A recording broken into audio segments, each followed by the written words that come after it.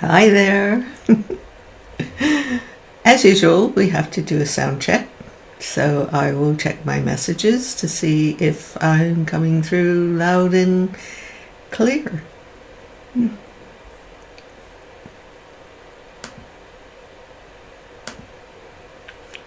Sound check. Testing, testing. Hi, Verpy. Hi, Denise. Hello, Stefan, Cindy, Drew.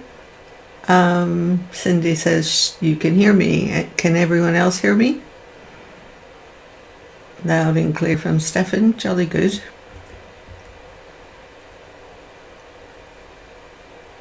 Right, we've got some lovely people coming in tonight. Hi, Mary. So, I have some artwork that I did. Hello, Michael and Doreen. Nice to see you here. I want to share with you some symbolic artwork that I made probably 10, 12 years ago. And it symbolized, there were tablets that I put on the wall going up the stairs in my house on the way to my gallery in Bilsham. And it symbolized the different cycles of qualities and development things that we go through once you realize that you want to shift your identification from the physical reality to your invisible soul reality into the physical. Hi, Nikki. Hi, Sharon. Hi, Sue. Lanzarote. I want to go there one day. I just haven't made it. So what I want to ask first is, how was your week? And is there, or are there any questions that you particularly want to ask me before we begin tonight's stream? Well, we are on the stream now anyway. So I'm looking at your comments to see how you've been. And we got Julie from Michigan. Hi, Julie. Got quite a crew here, international.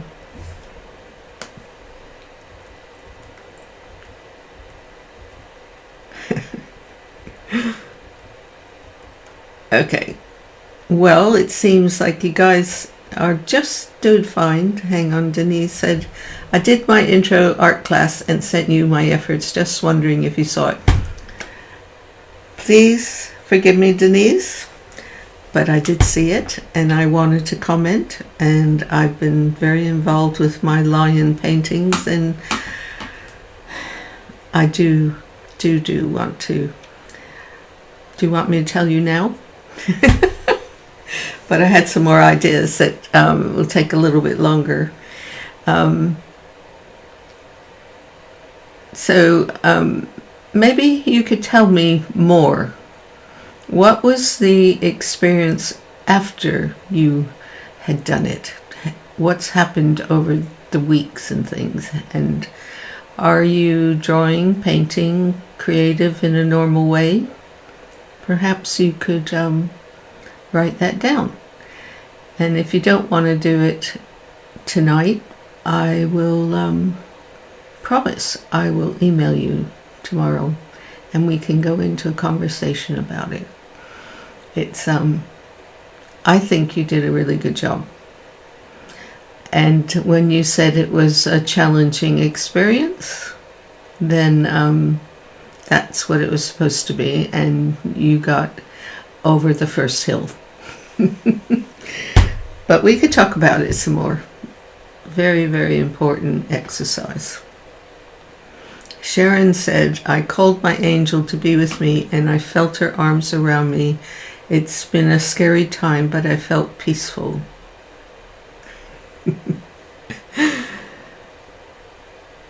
Why is it scary, Sharon? Perhaps you would tell me more. Hi, Yvonne. Denise says that I make it look easy. The first lesson in my art class, where you have to do the tones from almost clear to dark, which represents the visible and the invisible in the whole journey, and you're the middle, the pendulum. And Denise, if I could be honest with you, that was a pre-recorded video, and it took me a while to do it. Maybe I should have shown you that too. And even now, after all the years, it still takes me a while. And a lot of Cecil Collins students, including myself, we do refresher courses with each other just to keep ourselves clear.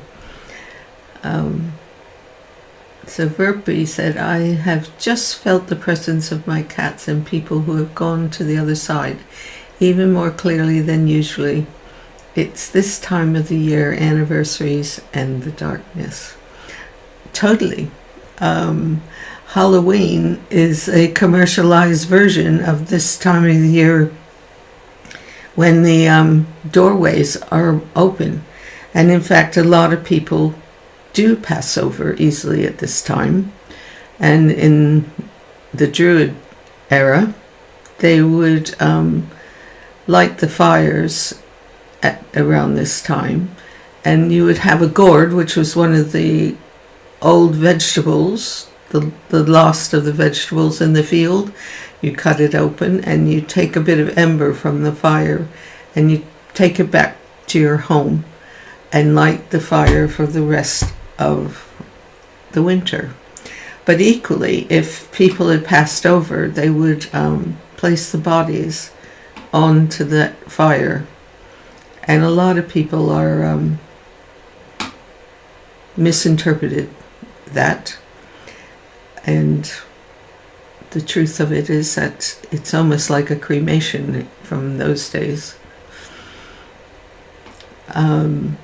Denise says the veil is thinnest at this time. I'm glad you were able to connect. That was for Verpi. It's a matter of understanding these aspects, these energetic aspects of our lives. And for some reason, these glasses are reflecting. I got some new glasses, and that's my computer reflecting in them, isn't it? I was hoping that these would be better because they're clearer and it'd be like I didn't have glasses, but the computer, goodness, such distractions. How are we going to do this? No. I need my glasses in order to read your messages.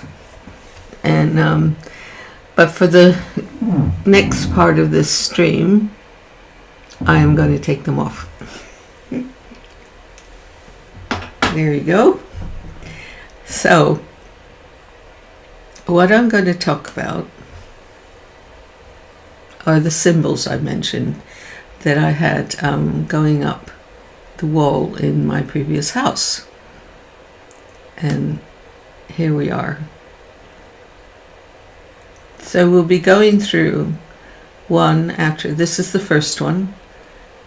And I'll let the slideshow play around because I've been able to download one at a time so that we can talk about it.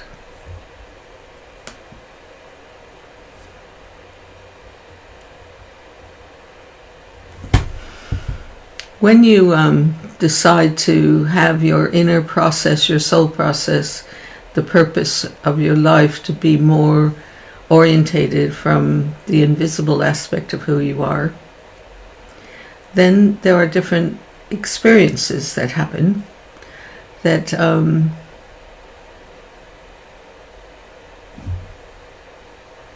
you would go through. And often when we're going through these stages, we're not educated about the qualities that you might be going through. And we're always talking about that here. And what I want to show you and I'm going to put one up at a time, and you will not see me through that, but you'll hear me, I hope. Here we are.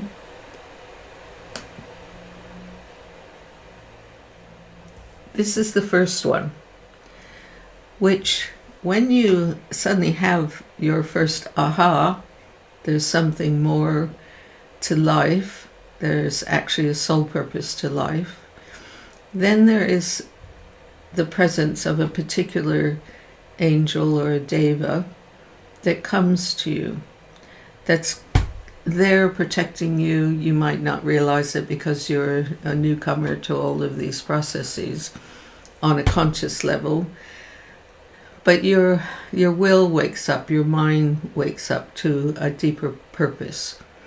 If you don't have that, then it would be very difficult for you to hold a viewpoint of commitment, because each phase, some people go through these phases really fast, and other because they've had past lifetimes where they've worked on certain aspects of this, or in this lifetime.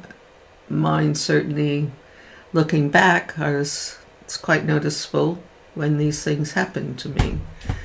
So the second one, where have you gone? I'm going to have to put my glasses on, but you can't see me. Right. The second one I always find very special as an experience. Where are you? Number 2. Let's turn it on, that would help.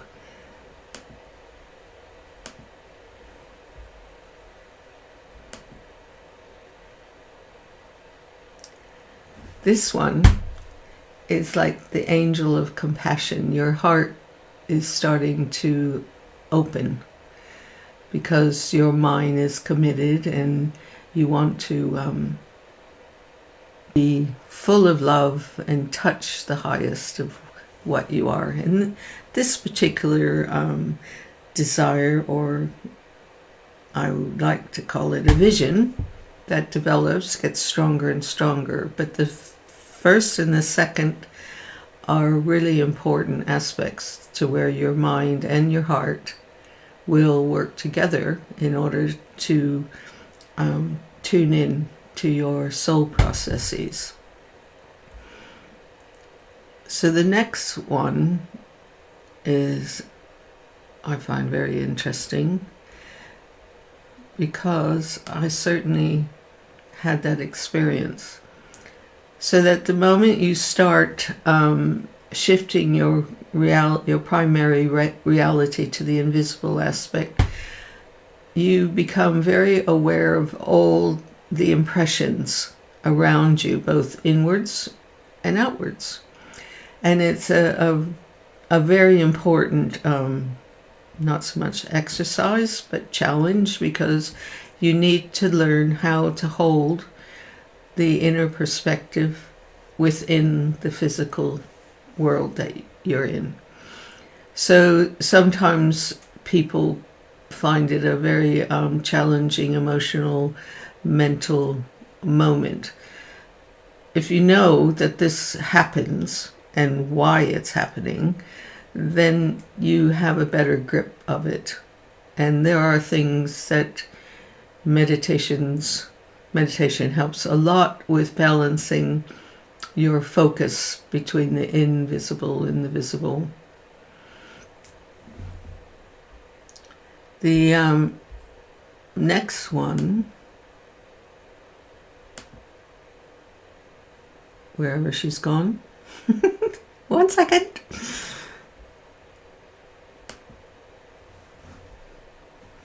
She says, here she is. The next one means that you have a very solid connection. You have gone through the third initiation in a way, and you're ready to be of service. You're balanced. You have clarity. Your heart is open, not full of fear, ready to care for the world, be a disciple of service. Now, I am just going to check the messages to make sure that this is working. So it's working. Okay. Sharon, I'll come back to you in a minute. I'm just trying to finish this series. So now that you are stable, the next phase I love. You become the chalice. You are open to the highest energy, luminosity, messages from above that help you discover and live your soul service. And certainly I discovered that my soul service was to be an artist and to create images that uplift people and to do these streams that help people to discover who they are and to go through whatever processes and challenges that they are gifted to have, because all these angelic presences of qualities are really there to open up to the world of limitless possibilities. But we have to make these shifts in order for our vehicle to really manifest from that point of energy, awareness, and luminosity. So once you're the chalice connected to the place of limitless possibilities and potential, you go into, I think we've got it. Hang on. Has it switched? Right. That's the chalice. So that's not the one we want. Please be patient. Okay. So now that you're the chalice, you are able to work above and below, in and out, within and without, and be very stable. You'll be in the four directions and very harmonious. And the final stage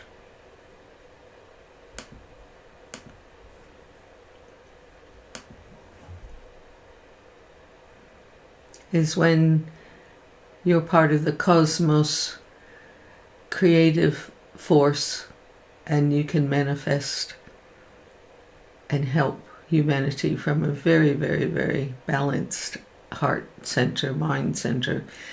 And what was fascinating with these tablets, once I put them up the stairs,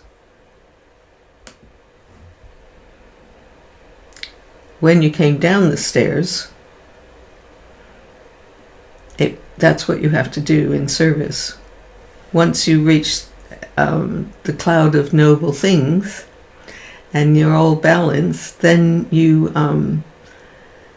have to go back into humanity with it. And you're totally developed, strong, clear-minded.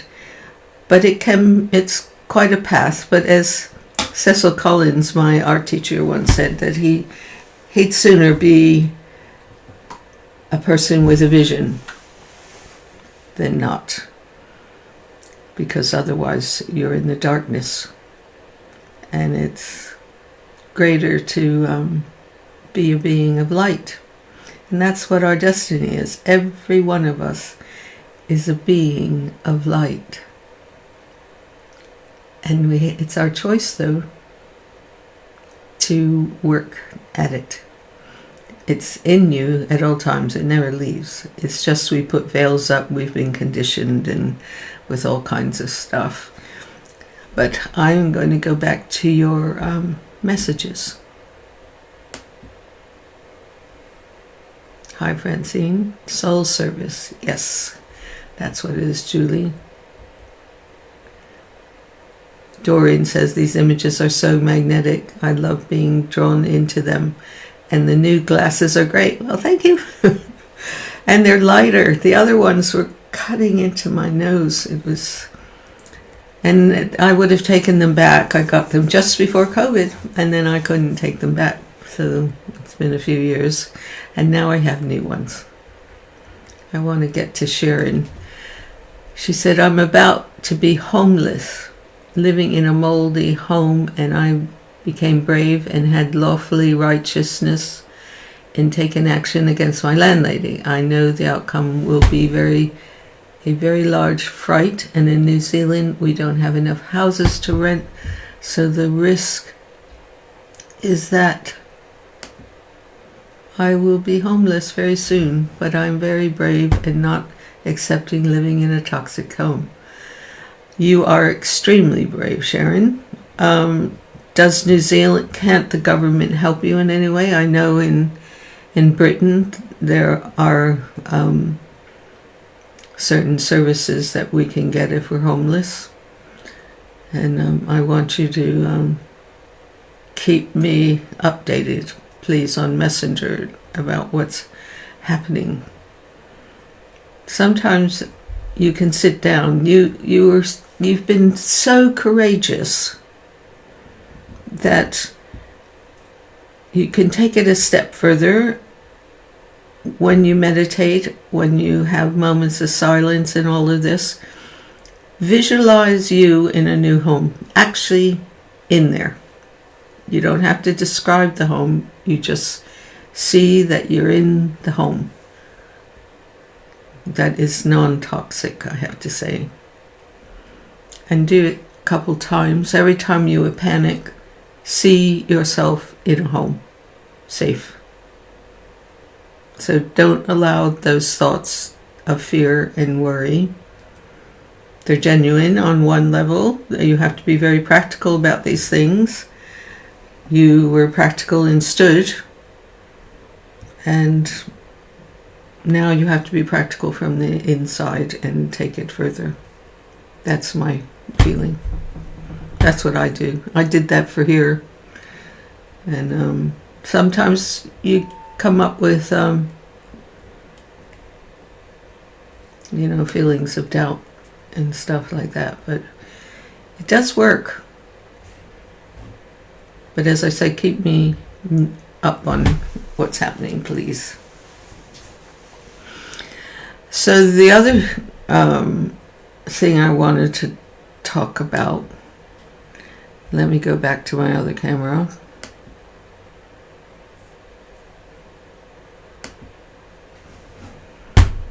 Hi there. We've talked a lot about energies of life and how our thoughts affect that. What I want to bring to your attention today is about the energy of the sound of the voice of you, of your mind, of your what you listen to and what you watch.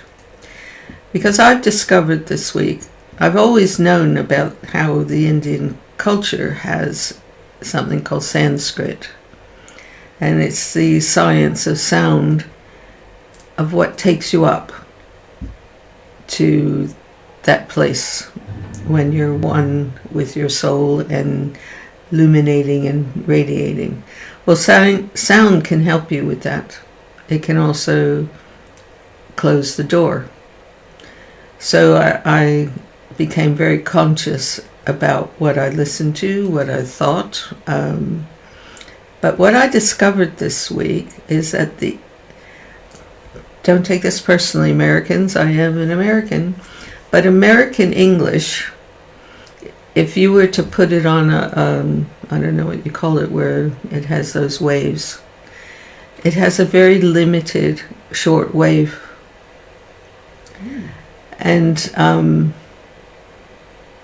if you don't have a particular science or a particular training in sound, to where you can work with your voice and know what you're radiating. Then what becomes really important is the intention behind your words. You can go, hey, or you can go, hey. I can imagine you know the difference between those two heys. You can say, wow, that's really beautiful. Or you can say, oh, that's really beautiful. And we don't pay attention enough to it. But as you go through those phases of development and commitment and oneness, it does become something of importance. It's like you have what they call a one-eye commitment, so that you're not letting the distractions take you from your spiritual path. And therefore, it comes in at some point. You become committed to how you use your voice and what you listen to, and what you think that has a vibration. It becomes really important. So I wanted to spend more time with you all tonight, listening, answering your questions. Verpi wants to know what a tongue drum is. I have no idea. Sue says, I have a tongue drum, which is a lovely sound and calming. Julie says, positive visualization is powerful, a beautiful tool. Yes. Creates energies that you can connect to the great stillness that's around us. Sue, can you describe what a tongue drum is for us? Because I'm wondering as well. Maybe someone could look it up if Julie doesn't get back to us. Or Sue, pardon me, sorry. Yvonne says images are powerful and clear in their intent. With some of them I resonate pretty much. What I was trained in was how artwork can uplift. Garnet says, pardon for... Sue says it's like a small steel drum. You can get them off Amazon. Garnet says they're Mongolian throat singing. Huh. Yes, I will Google it after this stream. But coming back to my art and Cecil Collins, the more that you are able to contact your higher soul creative purpose, the more that piece of artwork will radiate and touch people's subconscious. And I've experimented quite a lot during exhibitions to see how an art gallery can become a sacred place. And it's for me, it's the most important aspect of my life, is to go through, sometimes painting them is a catharsis. And that catharsis, if I go through whatever is troubling me, and it's manifested into something of great love or light or wisdom or wonderful imagery that touches a person with such calm, then they also see that you can reach that place through the catharsis. It's very visible from the invisible aspect. And I have had lots of different reactions, and so did Cecil. When I went to his first exhibition, he said that people sometimes come up to his paintings with an umbrella and shake it and scream at the picture. And it's he said it's because it shows so much love and freedom and the truth of the soul that it bothers them because they don't know how to face it and transform it.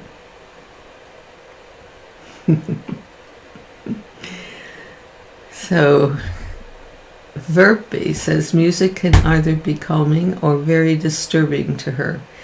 So what do you do when it's disturbing? Do you turn it off? Do you continue with it? Can you transform it? I'm interested. So Denise, totally. Some people's singing voice just calms me down. Totally. There's someone called Sadhguru that I listen to, and he has a wonderful 6 o'clock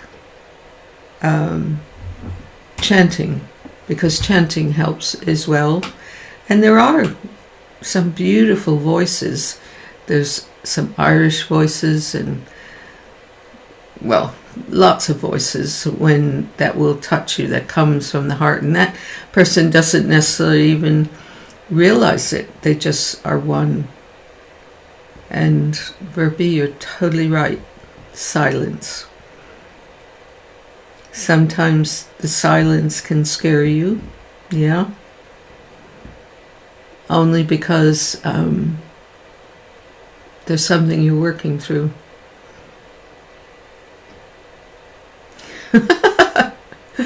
Well, Garnet, you really believe in Sam Lee singing with the nightingales.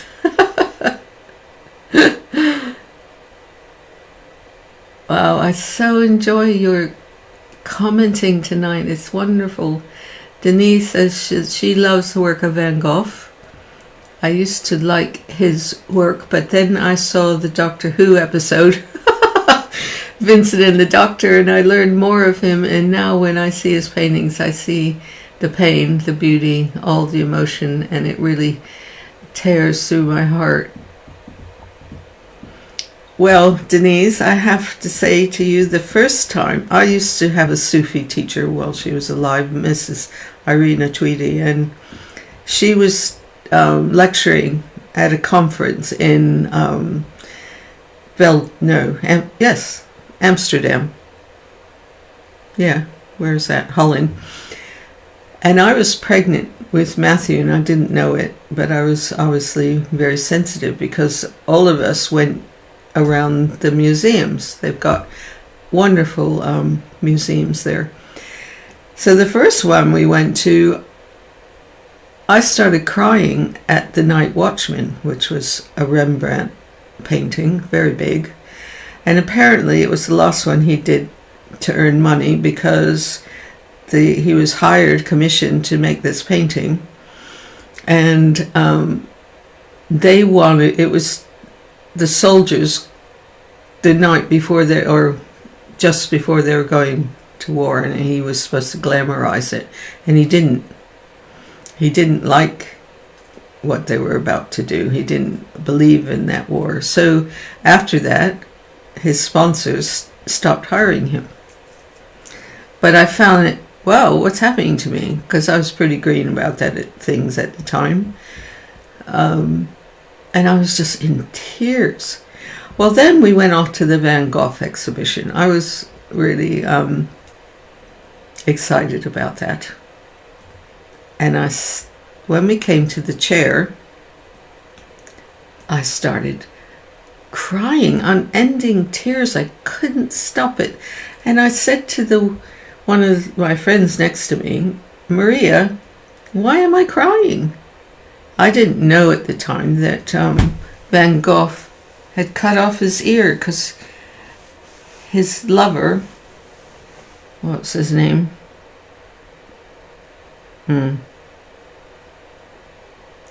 That he was living with left. And it was He was really upset, and there I am crying my eyes out.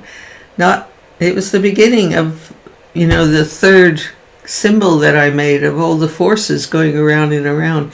And if you're traveling with a very evolved teacher, then everything around is open. And that certainly was happening to me. And it taught me a lot that what was also interesting is David was away on tour, so I could go, and we had a nanny taking care of the girls, and they were in school too, so I could go. And at one point I'm downstairs in the line for food, and one of her main people, secretary, came down, and Llewellyn said to me, Mrs. Tweedy wants to see you. And I said, okay, do I put down this food, or do I take it with me? What do I do? He said, just leave it and you can come back for some. So I go up there, and she says, sit down, Ginger, I want to tell you something. And I said, what? Very nervous at the time. She says, you're carrying a child. It's a boy. And I mean, like, I had no idea. And of course I checked it when I got home, and sure enough, baby Matthew was within me. But Verpy was saying she loves The Night Watchman, and she's saying that the reason why she loves that painting is a song that one of my favorite musicians and bands, Irion, did of it. The shooting company of Captain Franz B. Koch. And I actually found this print of the painting in a box that said, take anything for free.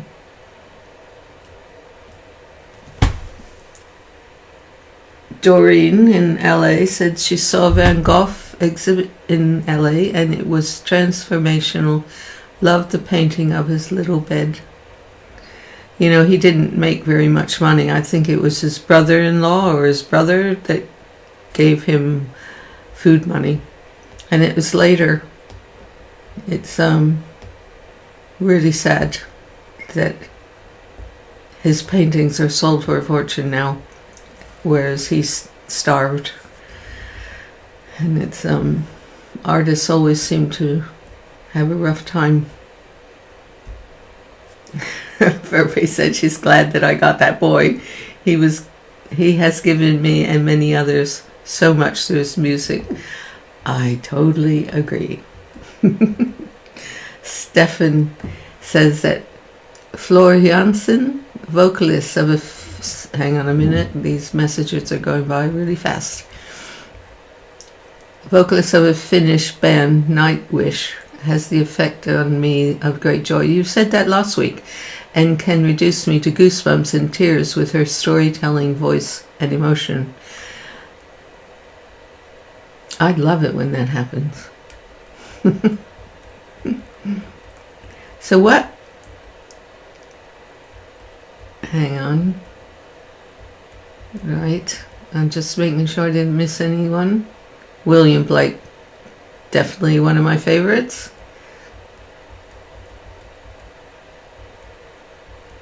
Gauguin, yeah. Gauguin, wasn't that's who Van Gogh was living with and was in love with and upset when he left.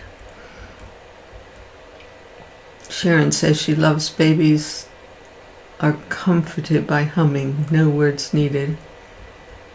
Yeah. Thank you, everyone. People say that my voice is like that.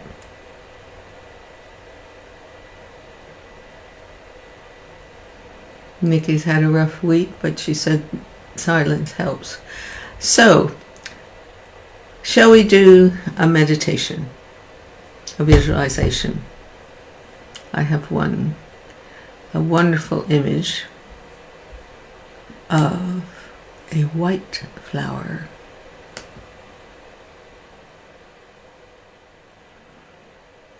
And let's hope that this white flower will bring stillness and calm. So please sit calmly. If you have to lie down, that's okay too. And focus on the image of this flower. Go in to its petals.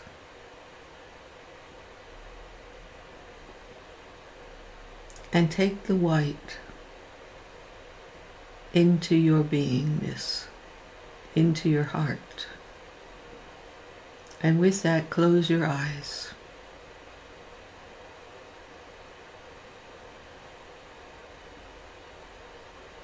And feel your breath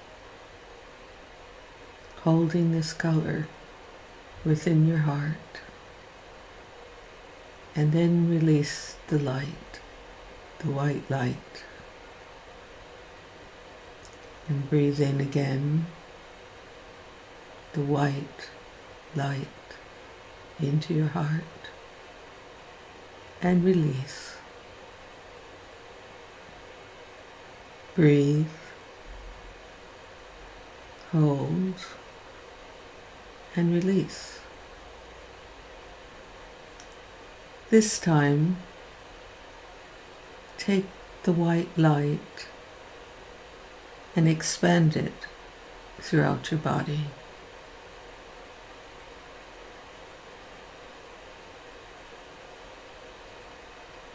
Hold it. And if you have any cracks or hurts or sorrows, allow it to pick it up and release it on the out-breath. So breathe in, heal, and release.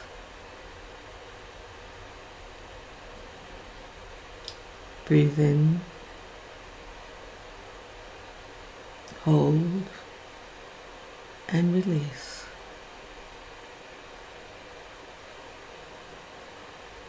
Now expand this white light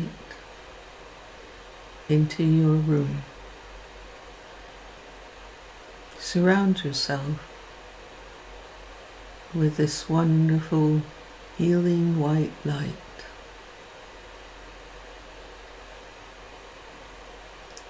Breathe in, hold, and release. You are one with the light surrounding you with great luminosity.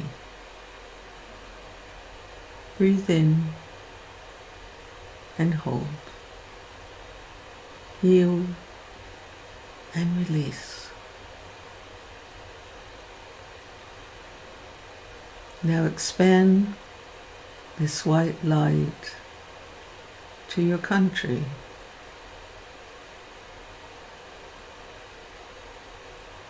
Breathe in and heal and release. Allow the white light to bring harmony. So breathe in, hold, and release. Breathe in, heal, harmonize, and release.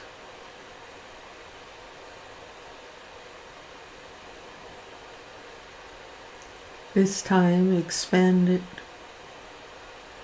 to surround the earth.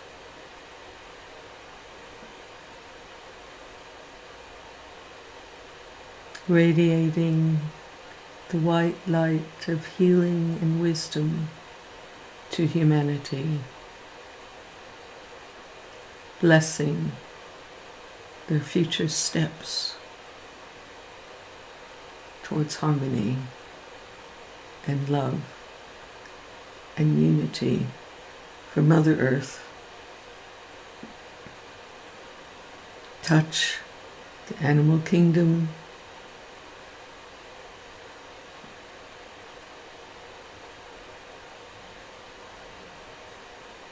the sea creatures, the plant kingdom, the tiny wee insects, the polar bears and the dolphins. Join with them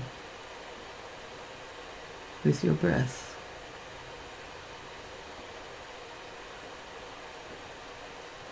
Peace and harmony.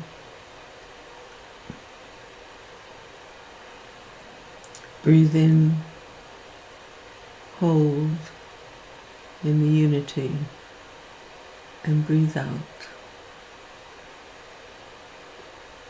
Breathe in unity, and breathe out. Breathe in unity, and breathe out.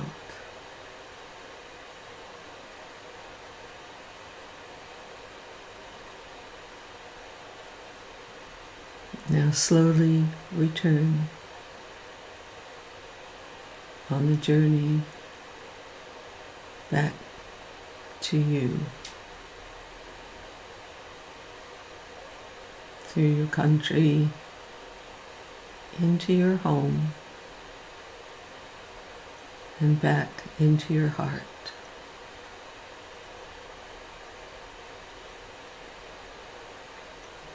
Surround yourself with amethyst.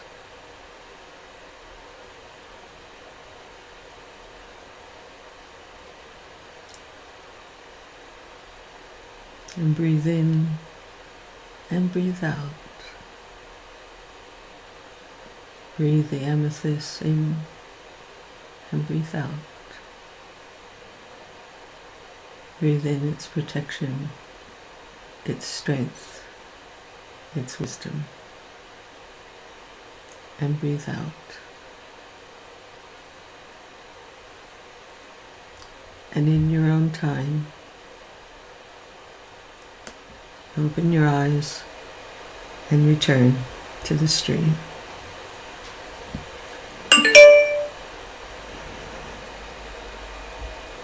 I just got a notification, so I thought I'd turn them off.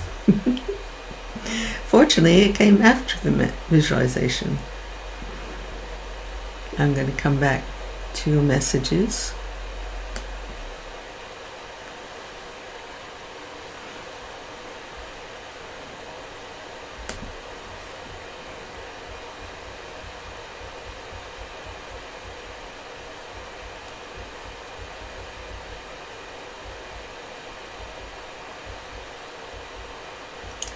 Yes, Garnet, Richard Dodd is a very interesting person.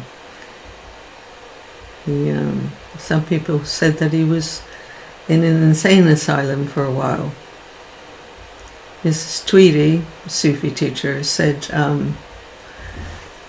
that a lot of people in the insane asylums are Kundalini, what would you call it? Cases, she said. Because some people, when they're just gifted with an amazing insight, sometimes they just don't know how to deal with the energy input. And it's, he was a genius, but he certainly didn't know how to work with the ordinary world with that, and I don't think they knew how to deal with him either, but wow, he's incredible. Francine said, when we are in Amsterdam, we did go to different museums, yeah. The last painting he's done, the crows flying in the cornfield, he shot himself. It's amazing. There is an incredible YouTube that was made about Van Gogh coming back into our time to a museum who was showing his work. And it's really great insight, because he was like, wow, everybody really loves my work. It's just, he didn't understand how brilliant he was. Yeah. So, Caravaggio and Vermeer. Stefan, there's a new, is it on Netflix? I think it's on Prime Video, or no, it's on Sky. And it's called The Last Vermeer. And it's based on a true story. And it's really good. I love Vermeer. And the movie where they depict Vermeer's life and things, out a long time ago, a friend of mine, artist girlfriend, and I were like, should have brought tissues. Because what I find amazing in what the director achieved in that movie is that he gave the experience of color, so that you got a dimensional aspect. It was more of an experience of Vermeer, as well as his life story, but definitely that part of it. I haven't really seen a movie that caught the colors, the vibration of the colors, like that movie of Vermeer. Highly recommended if you can still find it.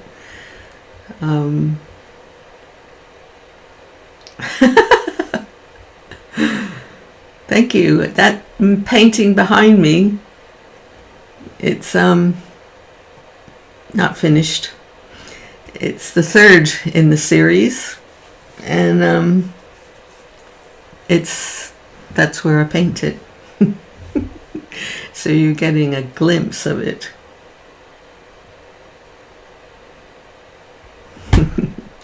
Thank you, Nunzio, for your comment. He said that my voice was a therapy for the soul. That's very kind of you.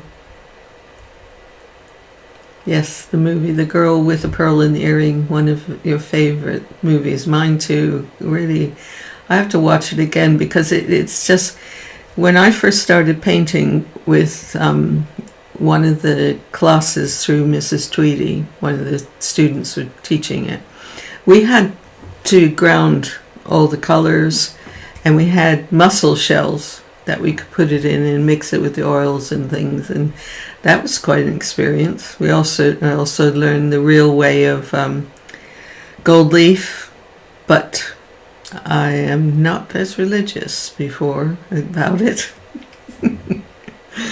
as what I probably should be.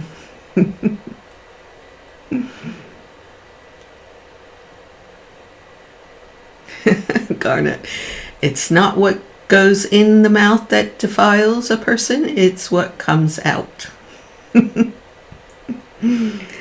Yeah, but of course the way that you allow something to go in can also defile you, and it's very important to watch the nutrition of what you put in your body, because it does affect you.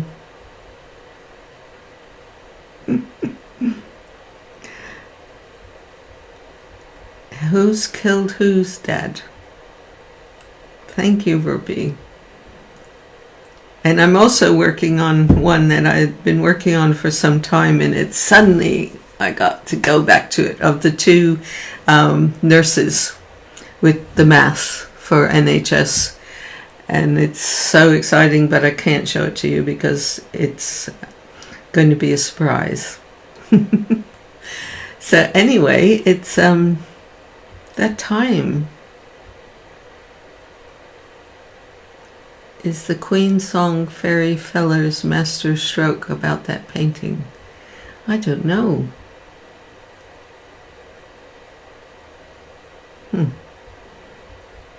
So Francine loves Rembrandt, yes. Vincent van Gogh, Vermeer, and more are coming from my country. I love their paintings.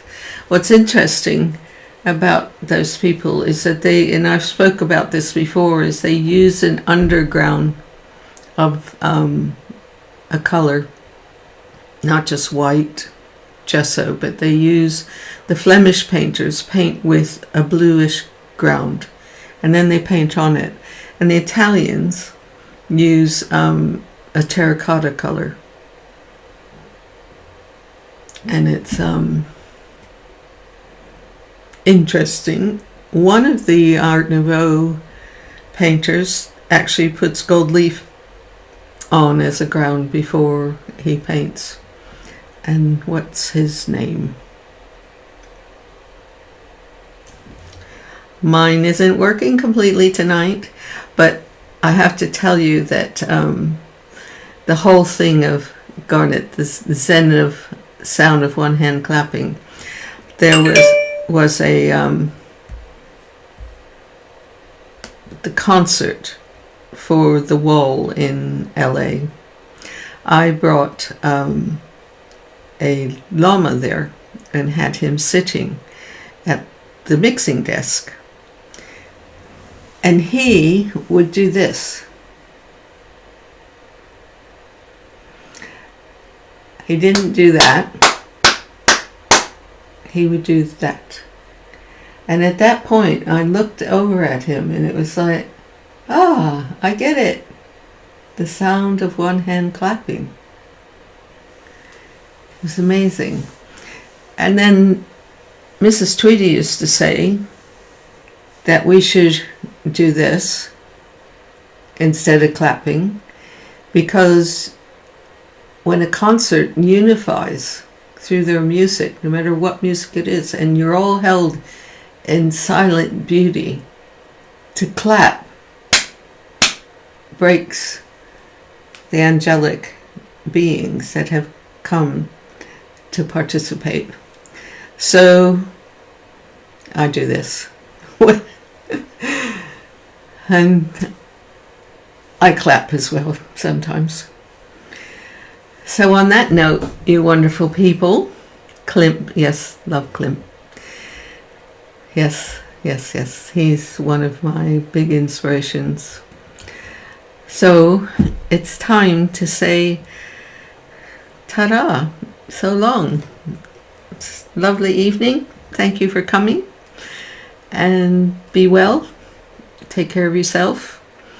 Have a good week, and I will speak to you then.